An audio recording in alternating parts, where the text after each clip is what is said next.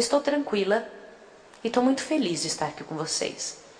E muito honrada de poder falar o que nós vamos falar. Esse para mim é um dos meus assuntos preferidos. Foi para isso que eu acho que Deus me preparou. Um dos preparos que o Senhor Deus deu para o nosso coração foi esse. Mas eu quero comentar aos senhores que o preparo que eu recebi, ele não começou na universidade. Ele começou num lar, lá na minha casa, com meu pai e minha mãe. Eu quero lhe dizer que aquele homem simples e aquela mulher que eu apresentei para vocês esse final de semana, e quando eu digo que eu apresentei essas duas pessoas para vocês, é porque um filho é produto do que o pai e a mãe é. Porque você é um produto do que teu pai e tua mãe foram. E nessa manhã nós vamos lidar e falar a respeito disso. E eu quero que você compreenda algumas coisas da sua vida, para que agora, quando você abrir o livro sagrado, quando você se envolver nos relacionamentos na sua casa, você comece a compreender por que você age como age. O que vocês ouviram aqui é um resultado do que meu pai e minha mãe fez, adicionado a outras coisas da vida. Mas a estrutura do que eu sou é meu pai e minha mãe que fizeram. Aquele homem simples, aquela mulher simples, eram pessoas que acordavam pela manhã e davam para nós alimento. Eu descobri uma coisa que eu vou ter que dizer para vocês. Depois que eu comecei a trabalhar no campo, hoje eu sou uma mulher da roça, eu comecei a perceber que o boi deixa de comer palha quando sente cheiro de grama verde. Meus pais nos alimentavam pela manhã com grama verde. Meus pais procuravam dar o que tinha de melhor. Eu quero iniciar dizendo o seguinte para os senhores. Eu entendo que o de melhor existe é Bíblia e Espírito de profecia. Senhores, tudo que eu tiver de dizer está baseado nisso. Então eu queria pedir a você que me desse uma chance para que eu lhe apresentasse o porquê que eu estou dizendo isso antes de você ter preconceito. Nós estamos vivendo numa época em que as pessoas têm preconceito quanto a certas coisas. Porque é uma época da vida em que as pessoas acostumaram a dizer não para a autoridade. E por que eu estou falando em autoridade? Todos os relacionamentos precisam de autoridade. E você hoje vai aprender qual é a sua parte nisso no relacionamento. Incrível como Deus deu 100% de autoridade para o homem e 100% de autoridade para a mulher na sua esfera. E se você não tem isso, você não aprende a viver. E seus filhos nascem defeituosos. E crescem defeituosos. Eu falei nascem defeituosos e crescem defeituosos. Portanto, eu quero dizer a você que nesse mundo do pecado todos nós temos um defeito. Então vamos partir da seguinte premissa, da seguinte realidade nessa manhã. Todos que estamos nesse lugar, bons ou ruins, brancos ou pretos, cultos ou incultos, empregados ou empregadores, todos nós temos defeitos. E eu queria que você assumisse essa situação. E eu sei que quem está falando para você, como você sabe, é uma mulher, mas eu quero dizer para você que é uma mulher irmã de igreja. Eu fui atrás desses detalhes aqui para poder entender também minha própria vida. Eu fiquei emocionada hoje de manhã quando eu vi a senhora e o seu pastor, seu esposo lá na frente. E orando juntos. Me dá uma segurança muito grande essas coisas. Eu me importo com isso. Eu queria que vocês prestassem atenção no que aconteceu aqui hoje de manhã. Eu me importo com essas coisas. Nós temos que começar a partir de seguintes ideias, que estas coisas são reais. Alguém orou por nós. Alguém orou de verdade, falou com Deus eterno. As orações que você fez esse final de semana foram reais, foram verdadeiras. Você tem que começar a entender que tudo que lhe aconteceu nesse final de semana foi verdadeiro. Nós fizemos isso na presença de Deus. Eu orei para Deus de verdade e Ele me ouviu de verdade. Senhores, isso não pode acabar de um minuto para o outro. Isso é real. Não é que isso vai acontecer, isso aconteceu. Queridos, assim como a sua vida é real, suas lágrimas são reais. Nós estamos vivendo num mundo fake, num mundo falso, em que as novelas apresentam um negócio que não existe. Os cabelos das mulheres são falsos, as cores dos cabelos são falsos, os seios, o corpo, as unhas são falsas. Os homens gostam de coisas falsas. Estou falando dos homens no sentido genérico. Os seres humanos gostam de coisas falsas. Então, dali para passar para os sentimentos falsos, ou aceitar coisas que são só um paliativo para inglês ver, é simples. E eu queria dizer a você que dentro dessa igreja não são coisas falsas. Aqui dentro desse lugar você não passou por coisas falsas. Neste final de semana, você foi levado a enxergar a sua realidade no mundo. E hoje pela manhã nós vamos enxergar nossa realidade conosco mesmos. Quem que é você dentro da família e quem é você como pessoa? E eu queria pedir algo antes de nós abrirmos a palavra de Deus no que eu preciso dizer. Queridos, em nome de Jesus, não vamos cutucar um ao outro com o que vamos ouvir. E nem pensar assim, isso aí é para ele. Viu? Combinado? Nenhum de nós vai dizer assim, eu não falei nenhuma vez. Queridos, nós viemos aqui, todos nós estamos em cacos. Todos nós. Eu estou falando não só os de dentro desse lugar. Uns são maiores, outros são menores. Uns estão esmigalhados em pedaços muito pequenos, outros em pedaços maiores. Mas todos nós somos cacos hoje aqui. Eu não queria que, pela graça de Deus, você caísse no engano, e um baita do engano de achar que tem alguma coisa melhor que o outro. Porque se você começar assim, você não vai aproveitar aquilo para o qual o Senhor Deus te trouxe aqui.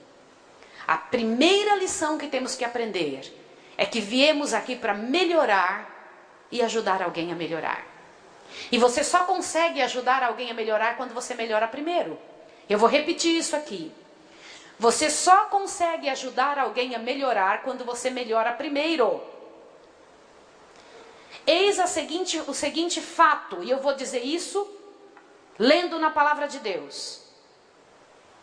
Ninguém muda ninguém, só Deus muda as pessoas. Ninguém muda ninguém, só Deus muda as pessoas. Então nessa manhã, o teu alvo tem que ser você mesmo. O seu alvo não é mudar a pessoa que você trouxe ou que veio com você. Seu alvo é pensar, qual é a minha parte nessa história?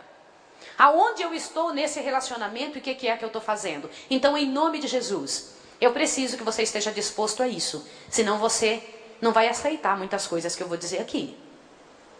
Combinado? Sim ou não? Yes! Tem que ser assim.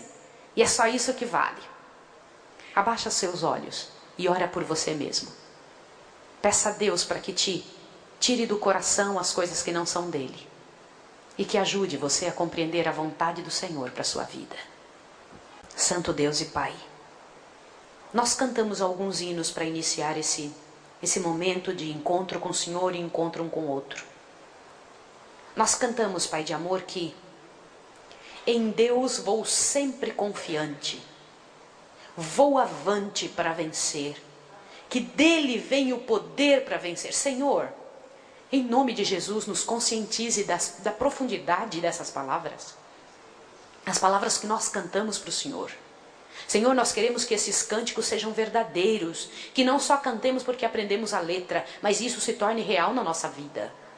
Nós cantamos também o teu poder que vem lá do alto, o teu poder para vencer o mal. Senhor, em nome de Jesus, nós louvamos o teu nome porque isso é 100% verdade. É no teu poder. Queremos o teu poder, Senhor, para fazer isso. Pai, em nome de Jesus Cristo, manda o teu Espírito agora, que grave isso em nosso coração, em nossa vida. E mais uma vez eu clamo a Ti aquilo que nós não conseguimos fazer sozinhos. Eu clamo a Ti em nome de Jesus Cristo, nosso Redentor, aquele que está no lugar santíssimo do santuário celestial. Que Tu, com Tua própria voz, dê ordens para o inimigo ir embora desse lugar. Nós não queremos parte com ele em nossa casa, em nossa vida, em nosso coração, em nosso passado, em nossas atitudes, em nada. Nós pertencemos a Ti em nome de Jesus. Pai, fortalece a nossa vida, encha o nosso coração e nos prepare nesse momento para entender. Senhor, cerra os nossos ouvidos para aquela parte que não é para ser ouvida. E eu sei que o Senhor está no controle. Queremos que o Senhor tenha o controle 100% do que vamos falar e entender. Em nome de Jesus. Amém. Meus queridos, eu me lembro lá em casa algumas cenas que eu queria que os senhores pensassem com relação aos seus filhos. Meus pais iam conosco para a igreja a pé, porque nós morávamos muito distante, muito longe da igreja. E lá não tinha ônibus. O ônibus vinha de manhã e também à tarde. Eram os únicos horários que o ônibus vinha. E quando chegava ao sábado, nós íamos a pé para a igreja. Então iam os filhos andando, nós não percebíamos se era longe ou se era perto, e minha mãe e meu pai iam indo atrás. E quando chegava na igreja, se sentava mamãe, Maísa, meu pai, Murilo, Marcos e Molinaro. Era sempre essa carreirinha de vida. E meu pai se sentava com a mão dele no meu colo. A mão do meu pai era uma mão grande, bem grandona, cheia de calo. E ele deixava a mão dele virada com a palma para cima no meu colo. Quando ele percebia que eu não estava olhando para frente para o pregador, ele batia no meu colo e dizia: olha para frente, olha para frente. E eu várias vezes ficava ali olhando a mão do meu pai, mexendo na mão dele. Mas eu era incentivada a olhar o pregador, por mais tedioso que o pregador fosse. Na minha época, as crianças não desenhavam na igreja. As crianças assistiam culto. E eu copiava minha mãe e meu pai. Eu quero dizer essa frase para os senhores. Eu copiava minha mãe e meu pai. Eu copiava minha mãe no que ela vestia. Eu copiava minha mãe no que ela cozinhava. Eu copiava minha mãe como ela andava. E copiava meu pai naquilo que ele dizia. Meu pai passava menos tempo conosco, mas ele falava coisas muito grandes em casa. E nossa referência de homem era meu pai. E foi assim. Hoje eu vejo os meus irmãos adultos e eu percebo nas atitudes dos meus irmãos que são meninos, a atitude do meu pai. Eu vejo ali como meu pai se movia, como ele se movia em casa. Minha mãe colocava aquelas roupas no varal, minha mãe é extremamente limpa e organizada. E minha mãe colocava as roupas no varal ali, eu me lembro meu pai chegando da feira com uma caixa de frutas ou comida, fosse o que fosse, e ele ia, eu quero que você preste atenção agora. Meu pai ia aonde a minha mãe estava, lá no varal, colocando a roupa, e ele abraçava a minha mãe e ficava abraçado nela ali, aonde ela estava colocando a roupa. E eu me lembro dela falar: para, Mateus, as crianças, Mateus. E minha mãe e meu pai ficavam abraçados ali, e ele pegava o lençol e cobria eles dois. O lençol que estava no varal, tudo molhado. E eu lembro que eu ficava olhando aquilo e eu falava assim: um dia eu quero casar e quero que aconteça bem assim comigo. Sabiam? Eu sentia em meu coração aquela alegria e a vontade que meu pai e minha mãe tivessem essa atitude. E também tinha a vontade de que acontecesse comigo. Para mim aquilo tinha que ser eterno. E eu me lembro que meu pai e minha mãe falavam de coisas claras e certas no momento certo. E eles me ensinaram a fazer a mesma coisa. Meu filhinho um dia chegou para mim e falou: mãe, de onde eu vim? De que lugar que eu vim?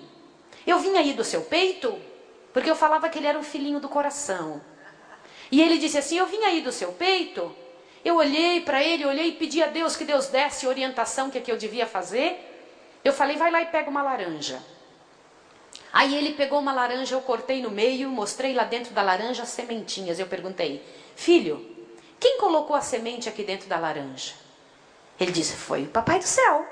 Falei: então, quem colocou você dentro de mim foi Papai do Céu. E meu filho ficou me olhando, e aí minha mente foi... Eu fui lembrando de que um dia minha mãe tinha feito a mesma coisa comigo. Senhores, o que eu quero dizer, vocês são o produto do que vocês foram feitos. Agora eu queria que vocês voltassem um pouquinho no tempo. Queridos, por que Deus teve que esperar 6.000 anos para cumprir o plano da redenção? Por quê? Por que o Senhor Deus teve que esperar tanto tempo, com tanta gente sofrendo, para Ele vir agora, nesse final de tempo? O Senhor me ouviu pregando esse final de semana, dizendo que nós estamos nos últimos dias da história da Terra. As reações do mundo batem exatamente com Mateus 24. Aquilo que Jesus disse: aqui estão os sinais da minha volta. E eu sei que Jesus está chegando agora. Glória a Deus. Mas por que Ele esperou 6.000 anos? Tem 6.000 anos que o pecado reina na terra. Por que que Jesus teve que esperar tudo isso? Presta atenção que eu vou lhe dizer agora. O pecado é um desorganizador do universo. O pecado é um desorganizador da família, do coração humano, da igreja, do mundo inteiro.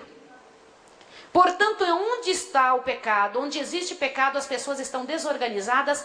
Não estou falando na casa, eu estou falando emocionalmente. E elas não sabem como viver. E olha o que eu vou lhe dizer. Pessoas desorganizadas emocionalmente não sabem nem receber amor. Por isso eu disse a frase na sexta-feira à noite. Pessoas que não são equilibradas emocionalmente não conseguem ser equilibradas espiritualmente. É 100% de certeza. O que eu estou dizendo aos senhores é uma coisa muito séria. Nossa igreja deve ser incentivada a buscar ajuda emocional. Mas aonde? Por isso que eu não falei nenhuma vez para vocês buscarem ajuda emocional esse final de semana. Eu guardei para falar isso quando vocês estivessem sozinhos. Eu queria falar só com gente madura. Porque uma das coisas mais perigosas que você pode fazer é deixar alguém mexer com a sua cabeça. E você tem que saber que se é alguém que realmente crê no Deus eterno e tem as bases daquilo que a gente entende. Senão você vai estar estragando a sua família, estragando a sua cabeça. Deus, ele precisa, onde quer que o pecado apareça, Deus precisa estar envolvido, porque aonde o pecado está, existe inveja, ciúme, luta, discórdia, inimizade e desconfiança. E as pessoas, elas são criadas assim. E dessa maneira elas entram nos relacionamentos. Abra sua Bíblia em Salmo 128. Corra, por favor. Abra sua Bíblia no Salmo 128 e veja comigo algo que eu vou precisar te mostrar agora. Salmo 128. Eu digo que esse salmo é o salmo do casamento. Ele descreve a vontade de Deus para as famílias. Antes do 128, leia o 127. Dá uma olhadinha nisso, por favor, em nome de Jesus. Há alguém que não tem Bíblia? Há alguma pessoa sem Bíblia? Você, querida? Pois eu vou te dar agora. Vocês precisam acompanhar isso, vocês vão gostar muito. Por favor, me ajude aqui. Alguém dê uma Bíblia para os meus amigos que estão ali? Eu prefiro que a pessoa tenha a Bíblia na mão. Eu preferia que não projetasse agora. Eu vou lhe dizer por quê. Há um vício quando é projetado. Você não aprende a mexer na sua Bíblia. Certo? Então, quando você mexe na sua Bíblia, você consegue saber onde está. Quem que pode me ajudar e levar uma Bíblia até ali? Ah, já foi buscar? Ótimo. Foram ali buscar. Muito bem, boneca. Você está ótima para ir para a escola de profetas, viu? Quem vai lá, pega a Bíblia e dá para os outros é ali, ó. Aquela boneca ali, ó. Aquela moça bem bonita. Isso. Salmo 127. Dê uma olhada para você ver. Queridos, esse negócio lindo de morrer. Desculpa. Vamos ler o Salmo 128 mesmo primeiro. Bora. Diz assim. Já achou? Deixa eu esperar ela achar, porque recebeu a Bíblia agora. Há mais alguém que precisa de Bíblia? Mais alguém? Todo mundo tá. Salmo 128 então. Achou, querida? Achou? Então vamos ler. Diz assim. Bem-aventurado o homem que teme ao Senhor e anda nos seus caminhos. Comerás do trabalho das tuas mãos? Feliz será e tudo irá bem. Olha para mim aqui agora. Uau! Olha a descrição que a Bíblia diz aqui. Homens, é para vocês. Aqui diz assim, bem-aventurado. Bem-aventurado diz feliz. É óbvio que a pessoa que acontece isso vai ser muito feliz. Diz, bem-aventurado o homem que teme ao Senhor e anda nos seus caminhos. Ele comerá do fruto de suas mãos e tudo irá bem. Quantas coisas vai bem aqui nessa história? Vocês gostariam, homens, que isso aqui acontecesse com vocês? Sim ou não? Nossa, mulheres, eu quero casar, viver e estar para sempre com um homem assim. Bem-aventurado, aliás, uma mulher que vive com um homem assim, ela fica apaixonada para sempre. Fica ou não fica? Ai, gostei da cara das mulheres aqui, elas estão dando uma risadinha. Deixa eu dizer uma coisa para vocês. A mulher que casa com um homem que tudo vai bem na vida dele, ela também é bem-aventurada, ela também é feliz. Mas aqui tem uma condição. O que diz o início do texto? Bem-aventurado aquele que teme ao Senhor e anda nos seus caminhos. Não é qualquer homem. É um que teme ao Senhor e anda nos seus caminhos, anda nos caminhos de Deus. Querido, então a primeira lição que aprendemos ao abrir a Bíblia: se você não está andando nos caminhos de Deus e não teme ao Senhor, tua vida não vai bem. 100% de certeza. Queridos, quando eu disse para vocês nessa manhã que eu creio nas orações que eu faço, eu também creio no que eu estou lendo. Eu creio. A Bíblia disse isso e eu acredito. A Bíblia disse que quem vai bem é quem teme ao Senhor e quem anda nos caminhos dele. Se você não anda nos caminhos dele, agora você começa a entender. Opa, agora eu entendo porque na minha casa eu estou com tanto problema. É uma das razões. Agora continua vendo. Veja o verso 2. A tua mulher será como uma videira frutífera aos lados de sua casa. Quem já viu um pé de uva? Cheinho de uva. A Bíblia disse que a mulher desse homem vai ser que nem uma videira frutífera ao lado da casa dele. Irmãs, olha só que exemplo bonito que a Bíblia deu a nosso respeito. Uma videira frutífera. Já viu um pé de uva? Como é linda as uvas nascendo. Agora, uma videira frutífera cheinha de uvas. Senhores, a Bíblia disse que se os senhores forem fiéis ao Senhor e aos caminhos de Deus, a esposa de vocês vai ser assim. Quem disse isso foi Deus. Vale a pena ou não vale? Nossa, só que ela não para aí. Olha o que diz mais. Os teus filhos serão como plantas da oliveira, à roda da tua mesa. Irmãos, quem já viu o pé de azeitona? Ninguém viu, né? Vai lá no sítio, nós temos um pé de azeitona.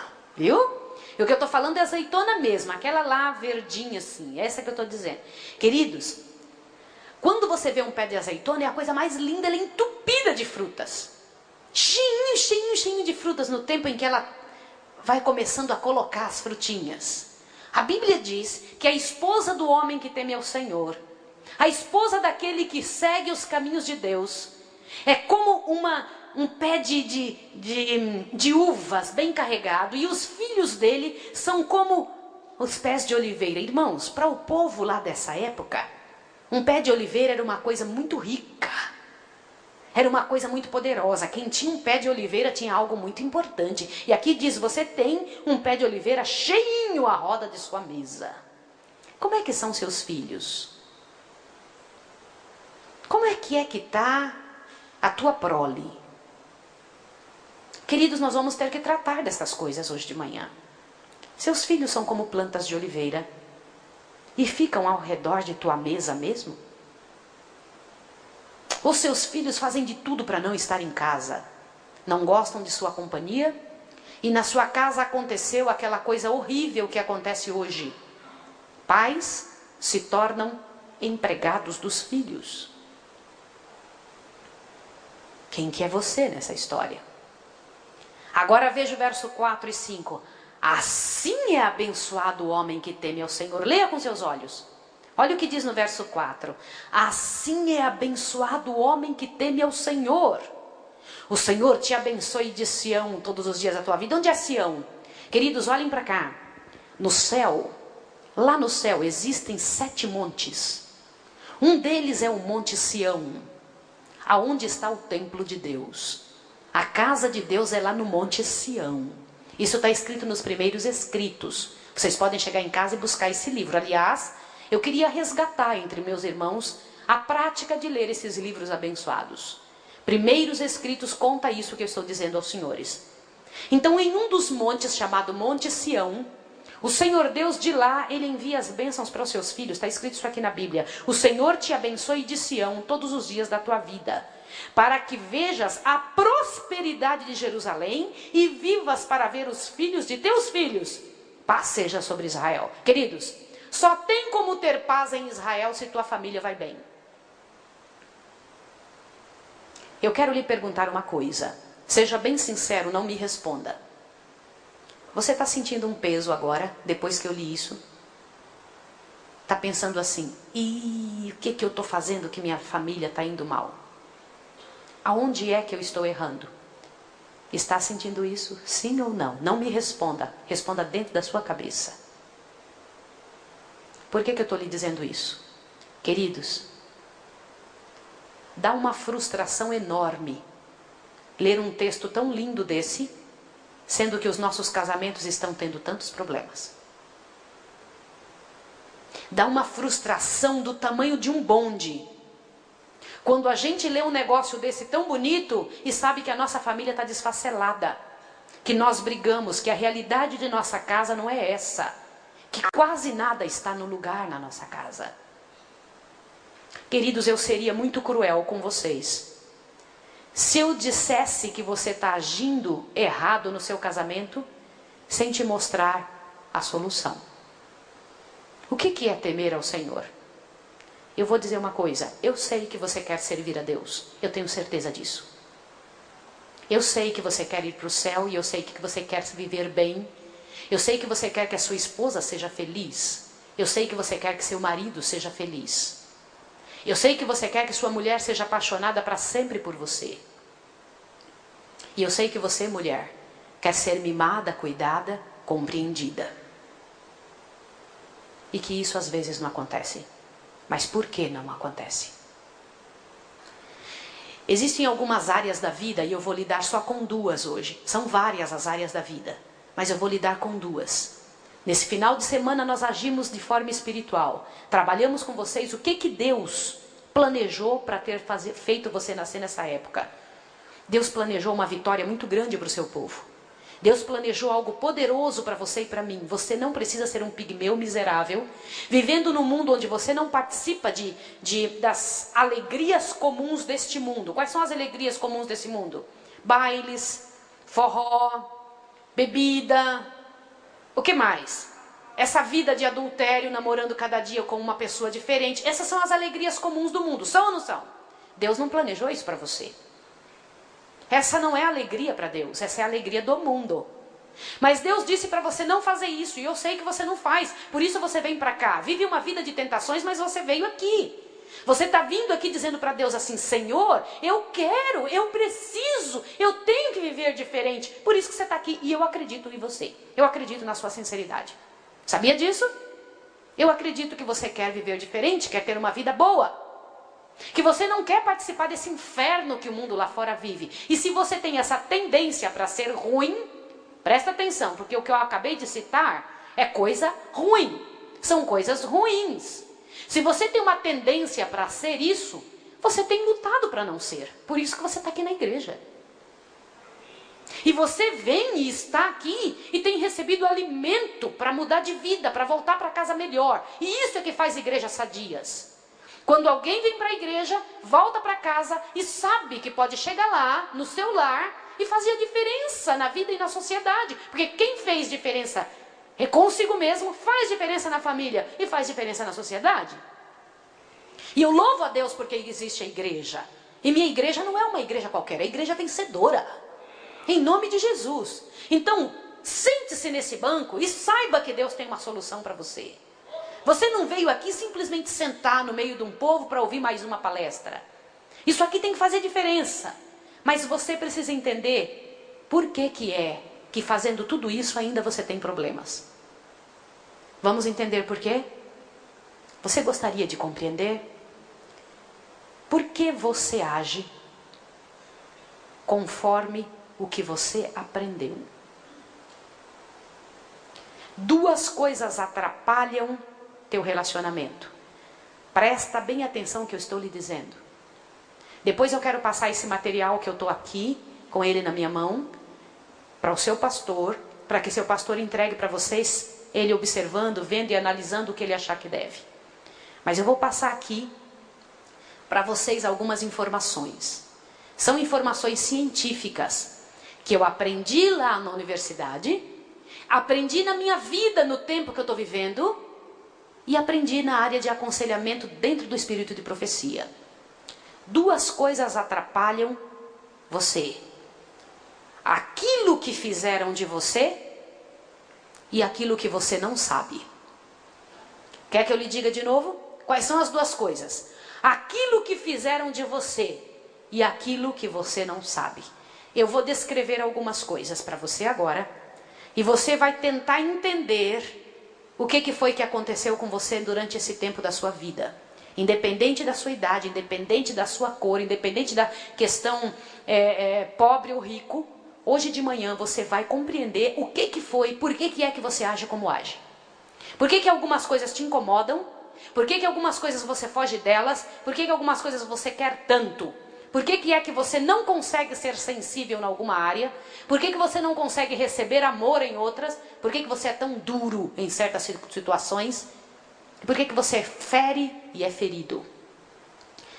Você age conforme o que você aprendeu. Você é um resultado de características herdadas e características adquiridas.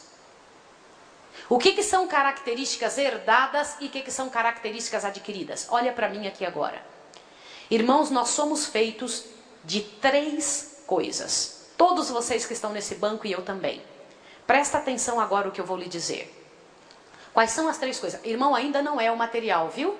Não vou colocar agora. Ó, nós somos feitos de 3 coisas. Nós somos personalidade, caráter e índole. Eu queria que vocês gravassem isso, porque eu quero que vocês falem e expliquem isso para os seus filhos. Todos os seres humanos são formados por 3 áreas. Personalidade, caráter e índole. Vamos juntos? Personalidade, caráter e índole. Por que eu estou dizendo que eu quero que os senhores falem isso para os filhos? Os filhos de vocês entenderiam de uma forma se eu falasse. Mas eles entendem pelo menos 100% melhor se vocês explicarem. Vocês têm que escolher um momento, hoje, amanhã, eu não sei que hora, para chamar os filhos e conversar sobre isso que vamos falar agora. Porque isso vai mudar a concepção da cabeça de vocês. Lembra do texto de Hebreus 12, 1 e 2? Lembra? Que nós devemos mudar nossa maneira de ser pela mudança do que está aqui.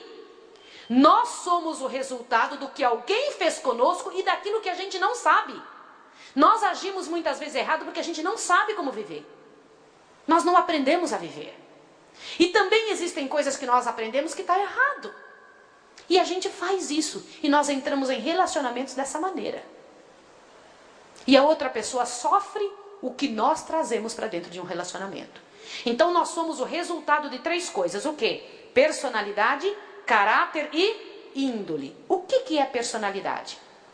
Preste atenção agora. Personalidade, embrionariamente, se divide em 5 personalidades. Antigamente era 4, agora já são 5. O que é? Primeiro, uma pessoa pode ser sanguínea, colérica, fleumática, melancólica ou supina. O último temperamento que já se estudou agora é o supina. Mas o que é um sanguíneo? Sanguíneo é aquele alegrão, cheio de alegria. É o que enche a casa de momentos bons, adora amizades, quer abraçar todo o tempo, não consegue falar com ninguém sem tocar, está sempre tocando, quer abraçar, quer falar com todo mundo. É aquele que anima a igreja e que diz para a igreja, por favor, todo mundo vem. Gente, não falte que vai ser a melhor palestra do ano. Para o sanguíneo tudo é o melhor. A melhor palestra do ano vai ser esse final de semana. No outro semana ele está animando todo mundo, diz, a melhor é essa agora. Eu pensei que aquela era boa, mas a melhor é essa agora. Ele chama todo mundo e faz todo mundo vir e telefona para todo mundo, movimenta todo mundo, busca comida, corre, incansável o sanguíneo. Quando chega no dia do programa, todo mundo procura ele. Cadê ele? Onde ele está? Aí ele não veio, não chegou ainda, desorganizado que só ele.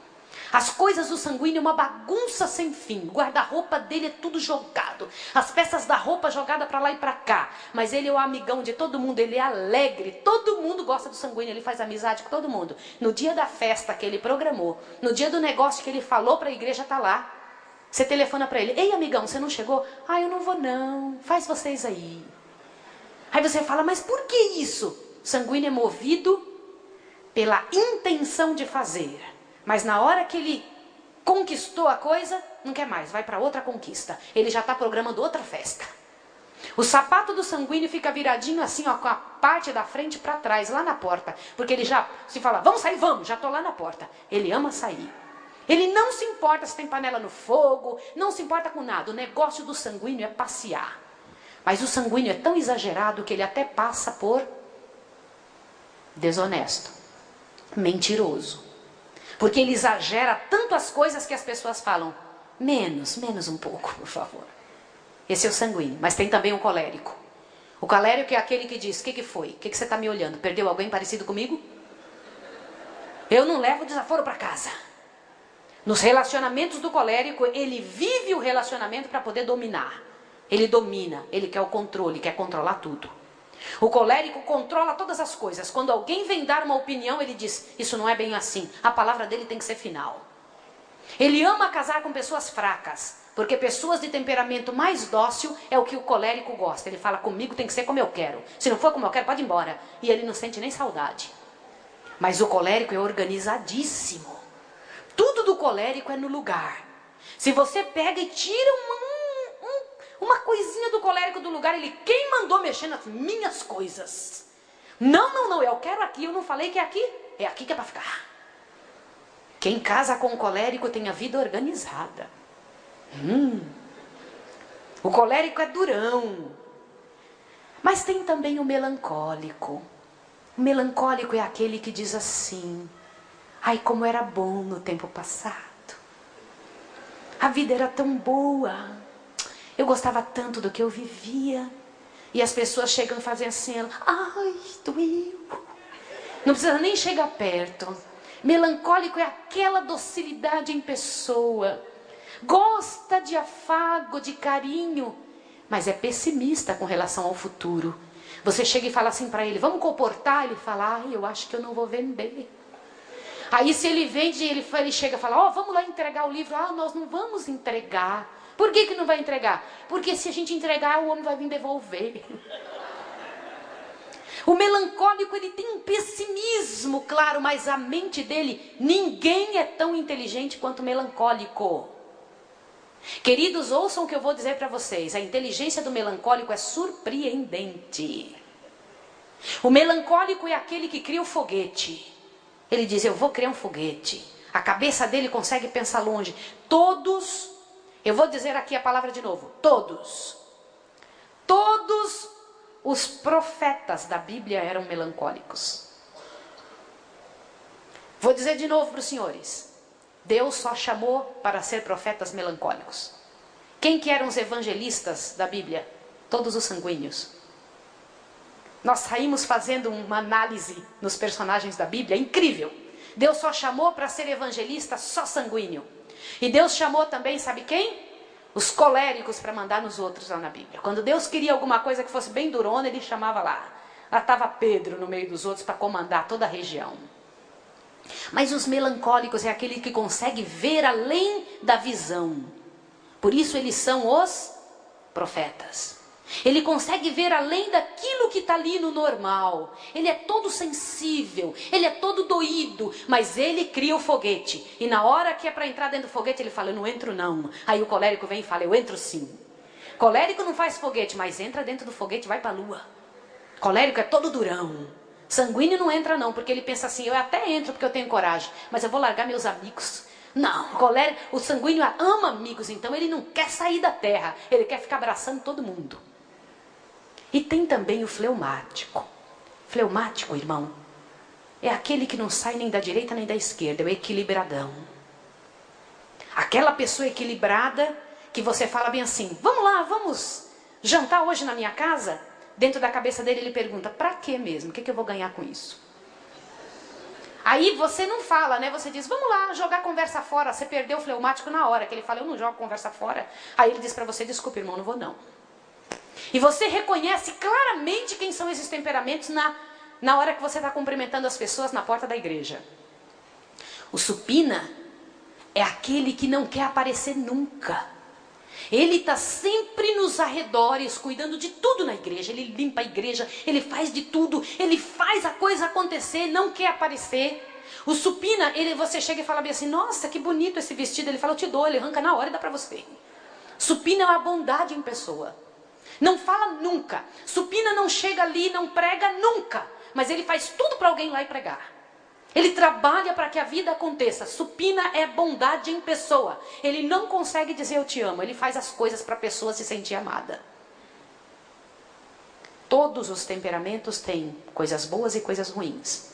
Na hora que eu estou ali cumprimentando as pessoas na porta, rapidamente você descobre alguma coisa já do temperamento o principal da pessoa. Ninguém é um temperamento só. Elas são mesclados por vários temperamentos juntos. Quando chega ali, tô ali na porta, aparece um, tem umas 5, 6 pessoas na fila e tem um atrás lá no 6º lugar, já dizendo assim: "E aí, eu vou te abraçar, hein? Oh, mas foi muito legal, hein? Oh, deixa eu passar na frente, deixa eu passar na frente." Quem é esse? Sanguíneo. E ele vem e ele não aperta a sua mão, não. Ele já faz assim, ó: "Irmã, que maravilha, irmã. Deixa eu te dar um beijo. Posso dar um beijo? Me dá licença aí, eu vou dar um beijo." E tal. Esse é o sanguíneo. Sanguíneo é assim, ele precisa de toque. Queridos, ouçam o que eu vou lhe dizer. Sanguíneo precisa de toque. Se você casou com sanguíneo e não toca essa pessoa, você está matando essa pessoa. Sanguíneo precisa de abraço, sanguíneo precisa de aproximação, sanguíneo precisa de pelo menos 30 abraços por dia. Você tem que falar para o sanguíneo: "Eu te amo." Ele passa o dia inteiro falando: "Você me ama mesmo? Eu tô bonitão?" Assim, porque ele gosta disso, ele precisa dessa aproximação de voz, de toque. Agora o colérico está na fila lá, ó, na fila da igreja.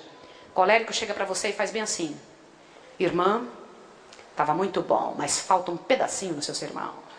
E sai andando.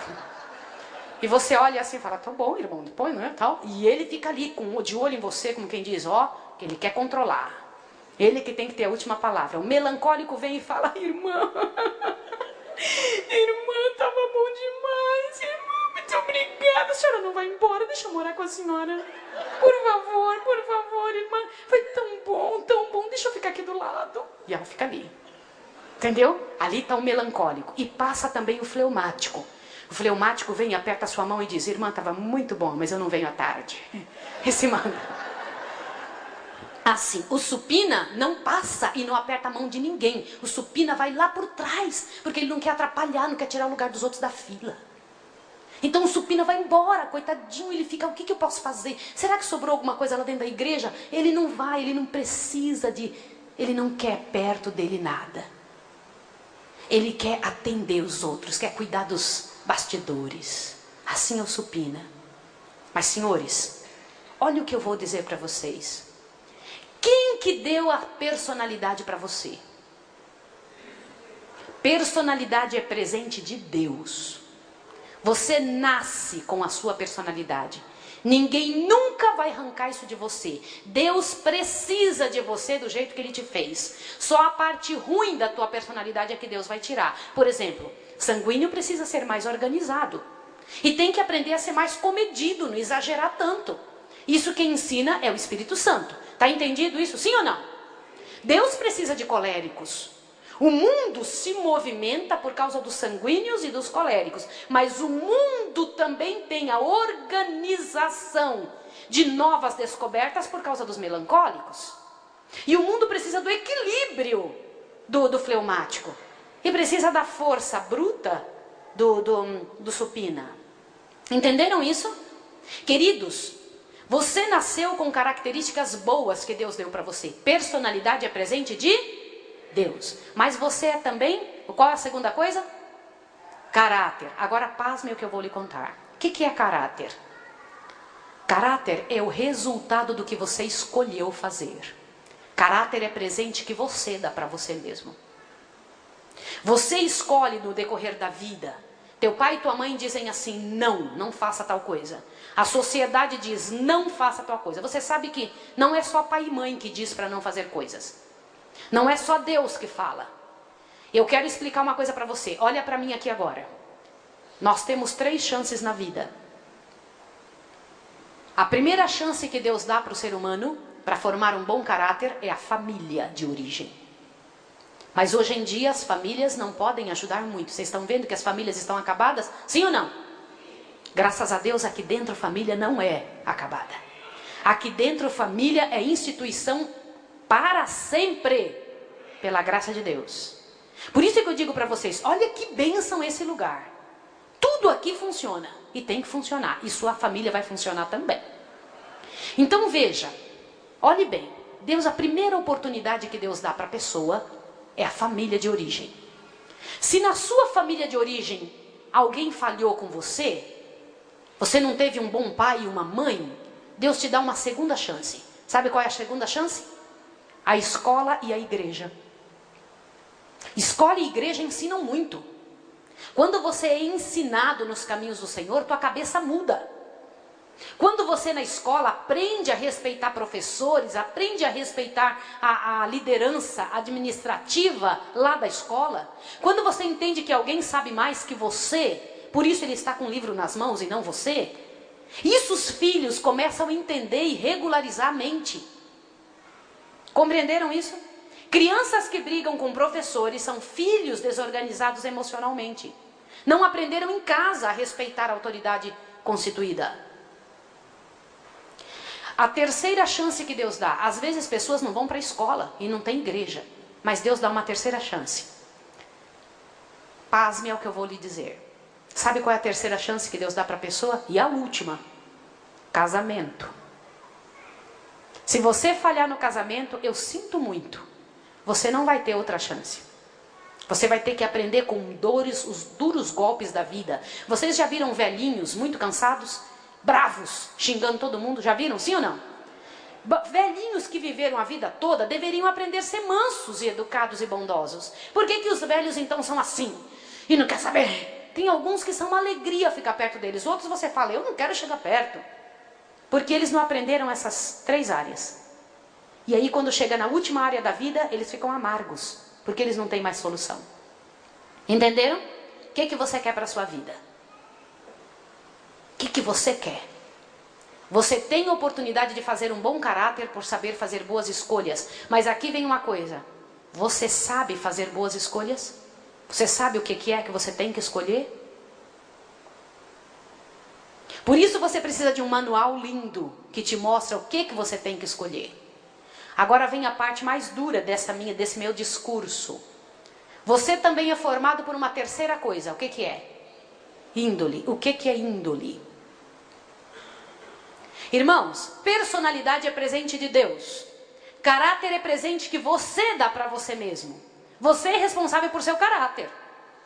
Agora, índole é a tendência que você recebe dos teus pais no momento em que você está sendo concebido.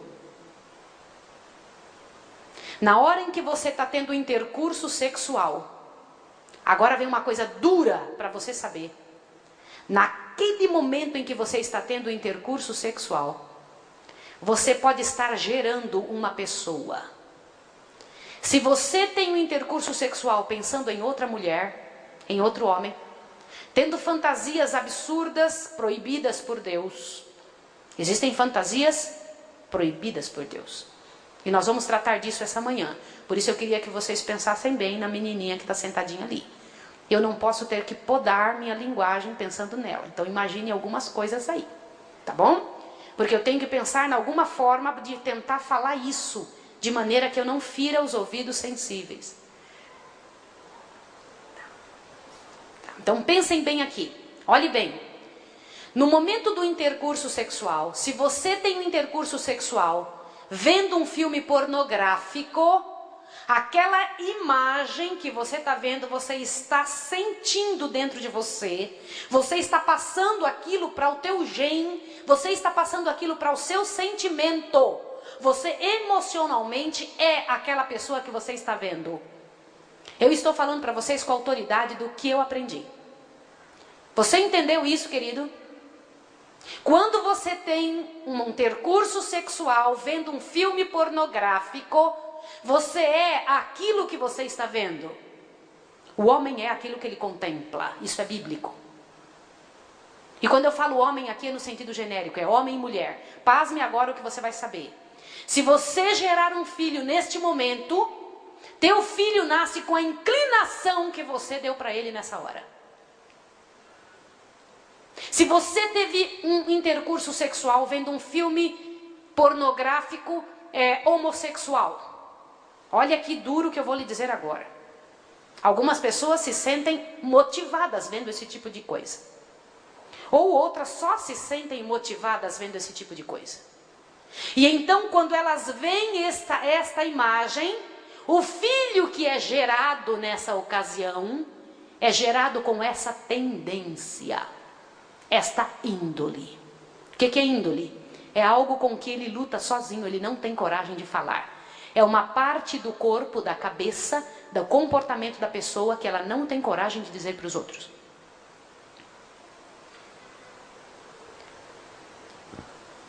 Eu sei que isso é chocante, mas você tem que saber disso. E de onde é que você aprende a ter vontade de ter esse tipo de intercurso sexual? Aonde você aprende isso? Vamos agora entender isso? Em nome de Jesus, preste atenção no que eu vou lhe falar. Você precisa ouvir o que eu vou te dizer. Se você é solteiro, agora você vai entender por que você não pode ter sexo antes do casamento. Se você é casado, você vai entender agora por que você não pode ter sexo fora do casamento. Se você está vivendo junto com uma pessoa, agora você vai compreender por que você tem que tornar sagrado o leito matrimonial. Porque quem vai perder é você, se você não entender o que eu vou falar. Você vai ter problemas sérios. E Satanás sabe disso que eu estou dizendo. Ele sabe da ciência disso que eu vou falar. Então ele, por saber isso, ele torna o povo ignorante, torna você e eu ignorantes. Nós entramos em relacionamento sem entender nada. Porque eu vou dizer uma coisa para você. Deus fez leis fixas no meu corpo. Que quando eu chego ali pelos 12, 13 anos, eu estou entupida de hormônios que eles têm que funcionar de alguma maneira. Todos os seres humanos são assim. E aí, quando vão crescendo as partes do meu corpo, porque eu estou entupida de hormônios que são naturais e são necessários para a vida, esses hormônios começam a sentir a necessidade de ter outra pessoa. Mas se aqui dentro a cabeça não está boa, como que eu vou saber controlar o que meu corpo está passando? Os jovens hoje não sabem disso. Eles não são ensinados sobre estas coisas. Então eles têm desejos naturais do seu corpo sem uma cabeça preparada. Por isso eles vão e dormem com quem eles quiserem, não sabem nem o nome. E chega no outro dia e fala, ai, ganhei, não sei o quê, ganhou nada, só perdeu. Porque a sociedade mentiu para ele, Satanás inventou que isso é ganho. Isso não é ganho, isso é perda. E vocês vão entender por que é perda. Pasme o que eu vou lhe dizer. Eu sei que nós não temos tempo, mas eu preciso te dizer o que eu vou dizer agora. Queridos, a Bíblia diz assim, eu nem vou precisar abrir o texto, que eu sei que vocês sabem. Quando você se une a uma pessoa, você se torna uma só carne com ela. Você acredita nisso, sim ou não? Eu vou perguntar de novo. Por isso que eu estou insistindo tanto em dizer aos meus irmãos que quando nós oramos é verdade. Você tem que começar a acreditar que a tua oração não é um negócio pro forma. Você está falando com o Deus do universo.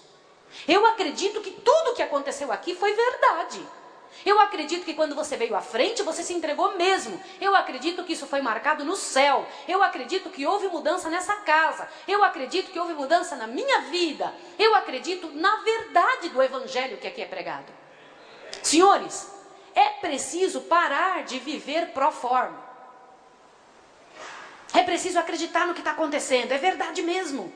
Você recebeu poder. Você cantou assim, o teu poder que vem lá do alto. O teu poder para quê? Senhores, comece a acreditar nessas verdades. Nós chegamos na igreja, ouvimos sermões e vamos para casa e esquecemos tudo porque é proforme na cabeça da gente. Você tem que começar a ver que é real, porque o mundo é real, ninguém brinca com você lá fora. É verdade ou não é, irmão? É duro. Vocês têm que trazer dinheiro mesmo para casa, vocês têm que pagar mesmo as contas. Vocês têm que enfrentar o temperamento ruim do outro, a parte ruim da outra pessoa que mora com vocês. Seus filhos nascem com tendências horríveis. Tudo isso é real. Só é mentira o que está lá na televisão, senhores. Porque tudo aquilo é inventado para iludir você, para entreter você. Só que a tua vida é real. As tuas lágrimas são verdadeiras, irmão. Aquilo que você sente lá em casa é real mesmo, filho. Aquilo que você é quando está sozinho, quando a tua índole aparece, aquela sensação que você tem, se teu pai teve intercurso sexual com sua mãe, e bem naquela hora ele estava com muita raiva, ou ele estava pensando em outra mulher, é por isso que você tem essa tendência tão doida de viver errado.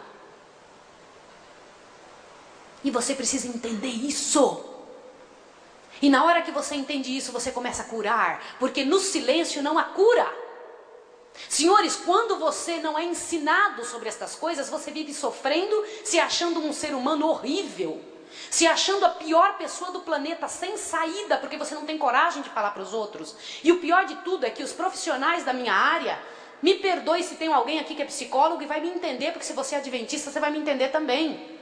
Infelizmente, os psicólogos, eles destroem a moral humana. Porque quando você chega lá e diz para eles assim, olha, eu estou com essa tendência que fala, libera. E na minha palavra, a palavra de Deus diz para não liberar não, é para curar. É isso que meu Deus ensina. Que existe cura para essas coisas. Senhores, por isso é que eu digo, nós estamos vivendo, pastor, numa época muito dura, em que essa história de perfeccionismo está tirando também a ideia de que é possível vencer os pecados conhecidos. Eu não posso continuar como adúltera a vida toda. E ninguém pode. Certo? Sim ou não?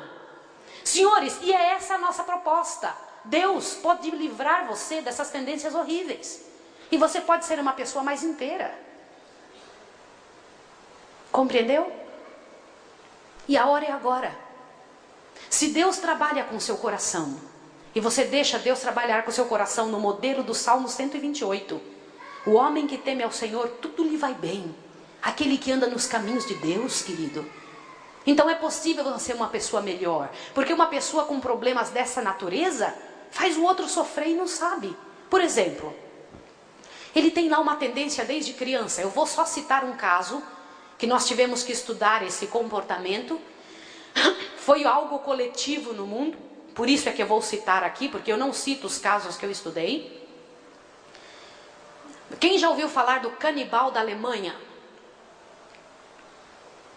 Pouquíssimas pessoas ouviram falar disso, mas eu vou citar isso aqui agora para você entender. Você ouviu falar, Jane? Então ouça aqui que eu vou dizer para você. Esse menino, filho da aristocracia, gente muito rica e poderosa, sim, descendentes de nobres de lá da Inglaterra, presta atenção. Esse rapazinho foram todos morar na Alemanha. O pai foi embora de casa e a mãe era muito bonita, capaz, linda de morrer, vivia no cabeleireiro cuidando de si, era uma mulher linda, tinha corpo, cabelos, tudo bom, e ela tinha muito dinheiro. Dinheiro faz muita coisa, sim ou não? Ok, mas dinheiro também destrói muita gente. Esse menino ficava em casa jogando, vou falar bem alto aqui, esse menino ficava em casa jogando todos os joguinhos de televisão que ele encontrava. O divertimento dele era jogar aqueles joguinhos. E ele tinha um irmãozinho mais novo, bem loirinho, que morreu pequeno. E como ele era muito só, a mãe não era presente e o pai dele foi embora de casa, o pai só vinha de vez em quando conversar com eles. E o irmão morreu, ele se tornou aficionado, paralisado, totalmente viciado nos joguinhos. Era a fuga dele. E esse menino, quando estava jogando um dia, ouviu o seguinte no ouvido dele: você tem que comer carne humana. Ele ouviu isso bem pequenininho. Quando ele entrou na escola de nobres, lá na Alemanha, ele viu um menino parecido com o irmão que morreu. E ele olhou para aquela criança e disse assim: como eu queria que esse menino fosse morar lá em casa, ele parece com meu irmão. E se eu não posso ter ele em casa, quem sabe eu comendo ele, ele faz parte de mim. Vocês podem estar dizendo que coisa horrível. Senhores, isso aconteceu com um menininho bem pequenininho. E ele não tinha ninguém para falar. Essas eram coisas que estavam lá dentro da cabeça dele. Coisas que ele tinha dentro do coração dele. E ficou guardadinho. E ele foi crescendo e se tornou um grande especialista em computadores. Ele é bem conhecido no mundo dos negócios pelo que ele faz. E quando ele foi crescendo, ele se tornou o homem de todas as mulheres. Namorou todas as moças, ele era bem atipado. Todas as moças que existem. Tudo que chegava perto dele, ele namorava. Porque a sociedade dizia que quanto mais mulheres um homem tem, mais homem ele é. Pois eu vou te dizer uma coisa, eu quero desmistificar algo na sua cabeça. Quanto mais mulheres um homem tem, mais próximo da homossexualidade ele está. Eu vou repetir isso agora. Quanto mais parceiros sexuais a pessoa tem, mais próximo da homossexualidade a pessoa está. Isso serve para a mulher também. Porque quando a pessoa vai em busca de um prazer, se ela não tem comprometimento, todo prazer sexual sem comprometimento não satisfaz o coração. Você tem que estar comprometido com a pessoa, senão você não tem alegria. Se você fez por fazer, você só cuidou de uma área da tua vida, você não cuidou do resto. E a área emocional é maior que a área do corpo. Saiba disso. A área emocional é muito maior, por isso você, para ter qualquer intercurso sexual, você tem que estar muito envolvido com aquela pessoa, amando, se dedicando àquela pessoa, senão você está estragando você. E a pessoa, quando tem intercurso sexual um atrás do outro, corre uma mulher, outra mulher, outra mulher, outra mulher, sabe o que acontece? A pessoa se cansa de ver corpo daquele jeito, ele quer um outro corpo, quer ter outra sensação. Senhores, isso aqui é científico, viu? Pode acreditar nisso, quiser ir atrás, vá, mas você só vai me trazer mais subsídios. Filhos é a maior responsabilidade que você pode ter na vida. O intercurso sexual é uma área mais séria que tem. E eu vou dizer algo para você agora. Eu queria que você me ouvisse, eu falo com muito respeito com você. Não corra o risco de duvidar do que eu estou dizendo. Por que eu estou dizendo isso? Porque você bloqueia a sua mente quando você gosta de certas coisas, quer continuar fazendo, e vem aqui e senta e fala, isso não é bem assim não. Aí volta para casa para a mesma dor, fazendo outra pessoa sofrer. Pelo menos analisa o que eu estou dizendo. Pelo menos, você não é obrigado a seguir o que eu estou falando. Lembra o que eu disse para você? Eu falei para você em nome de Jesus, que você, se não seguir o meu conselho, nada vai te acontecer. É você com Deus. Eu sou só aqui Maísa, uma amiga de você de igreja, uma irmã de igreja, e acabou. Mas cuidado se eu tiver razão. Se eu tiver razão, você teve uma oportunidade muito séria. E eu estou séria dentro daquilo que eu estou aprendendo. Eu estou séria dentro daquilo que eu aprendi da palavra. Eu quero dizer isso para você. Então, irmão, em nome de Jesus, se você tem essas taras, você tem que procurar um meio de resolver isso. Se você, irmã, é envolvida nesse tipo de tara, você tem que arrumar um meio de resolver, e hoje de manhã eu vou lhe dar a saída para isso. Eu não tenho a pretensão de conseguir curar você, mas eu vou pelo menos lhe mostrar como é que a coisa é resolvida, para que você entenda onde você tem que ir para receber a cura. Porque você não pode continuar assim. Existe um prazer verdadeiro, não falso. O prazer falso é aquele que você tem que ir num certo lugar para receber. E o prazer verdadeiro é aquele que você consegue com a outra pessoa ali, sem precisar de um subterfúgio externo. Então, se você ainda não teve prazer verdadeiro, ainda está em tempo. Isso existe. Você tem que esquecer dos falsos e começar o verdadeiro na sua vida. Lembre-se, nós falamos que quando você tem intercurso sexual, pode estar fazendo uma pessoa, e fazer pessoa é coisa séria. E teu filho recebe aquilo que você está pensando e que está sendo na hora da hora que você está gerando. Por exemplo, tem fases que nós estamos mentirosos, sim ou não? Eu estou falando só com gente santa aqui, né? Tem fases que nós estamos mentirosos, sim ou não? Sim, irmãos, eu sou gente boa vocês, eu sei o que acontece. Aí você trabalha com Jesus, Jesus ajuda você a vencer, você deixa de ser mentiroso, é ou não é? E aí você não é mais mentiroso, graças a Deus, é tão bom não mentir, né? Mas tem fases que a gente é mentiroso, que a gente inventa, que a gente cria situações, arruma um jeito do tal jeitinho brasileiro, que me arrepia esse negócio de jeitinho brasileiro. Irmãos, mas aí a gente vence com Jesus, a gente aprende que não é para viver assim. E tem fases que a pessoa é adúltera. Tem fases que a pessoa é viciada em internet.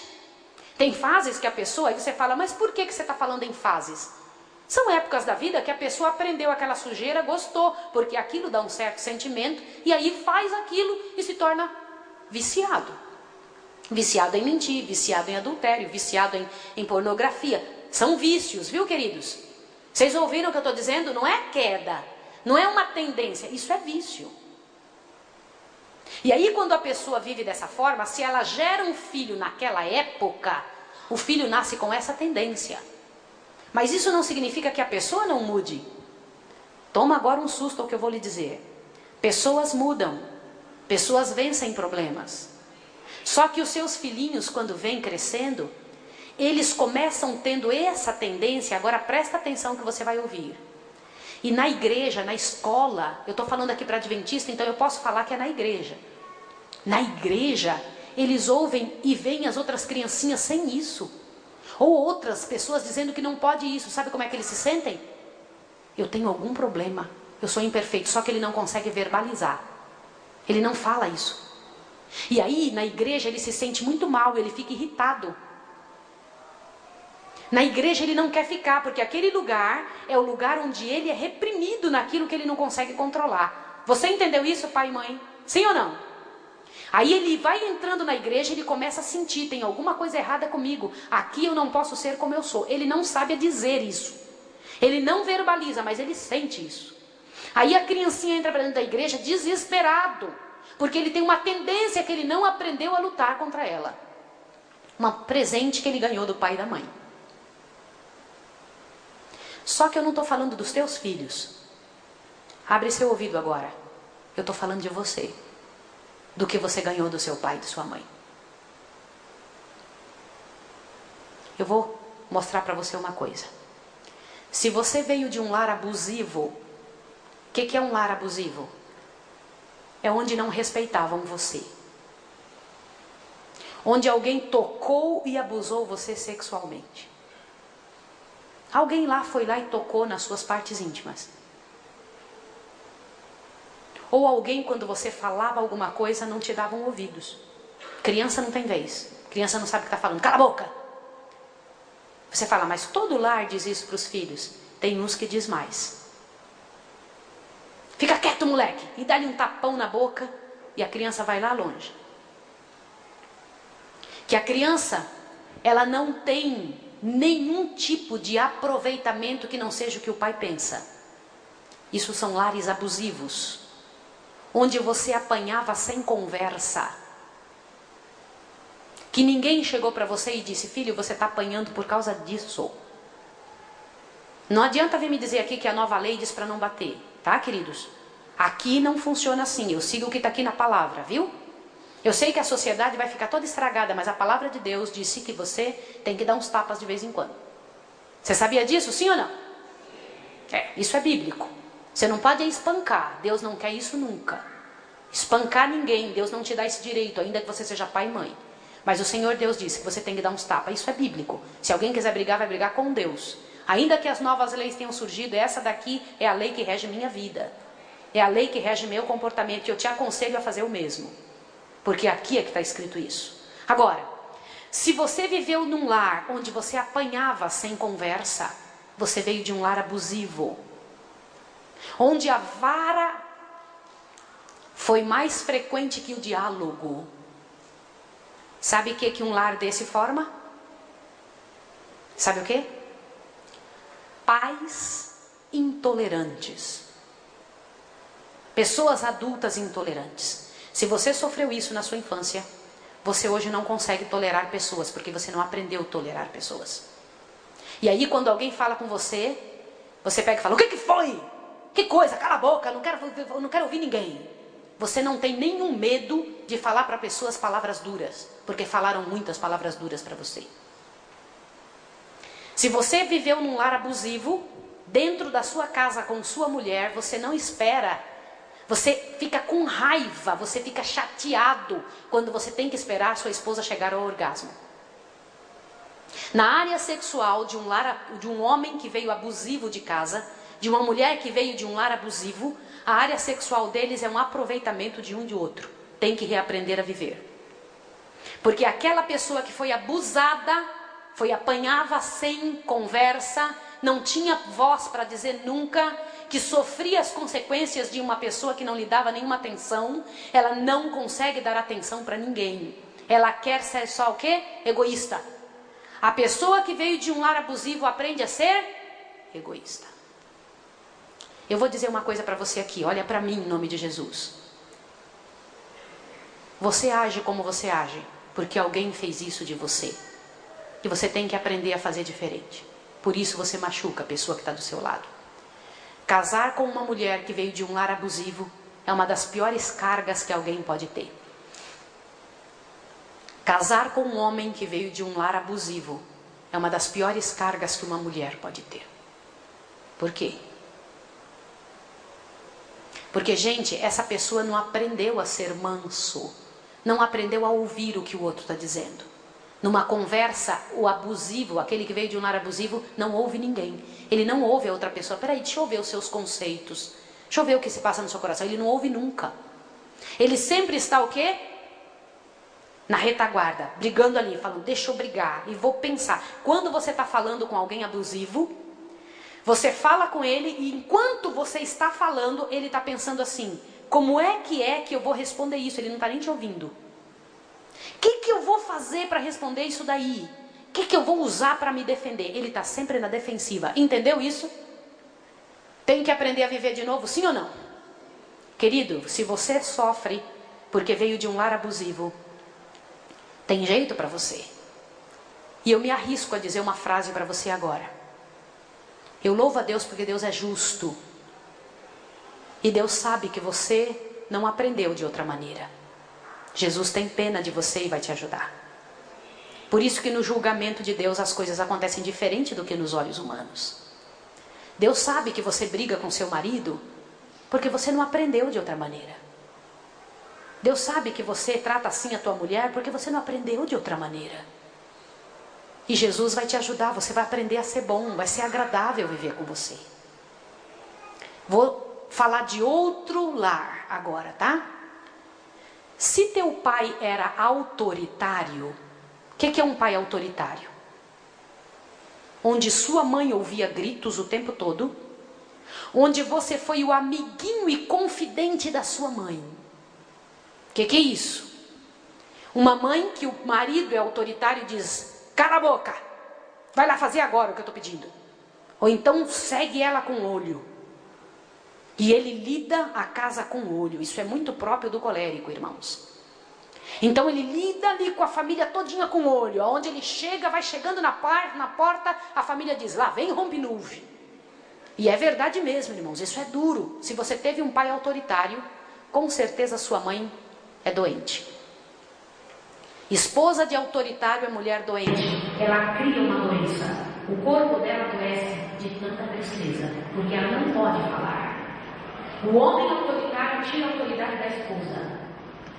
O homem autoritário, quando a mulher vai dizer, filho, faz assim. Constantemente a mulher do autoritário, ainda que ela seja uma colérica, presta atenção no que eu vou lhe dizer. Ela é abafada na personalidade dela, ela aprende a ficar pensando, será que eu falo ou não falo? Eu posso abrir a boca e fazer alguma coisa ou não? Eu posso cozinhar essa comida? Eu posso decidir comprar uma caixa de banana? E isso é uma das piores coisas. Senhores, eu vou dizer uma frase para você.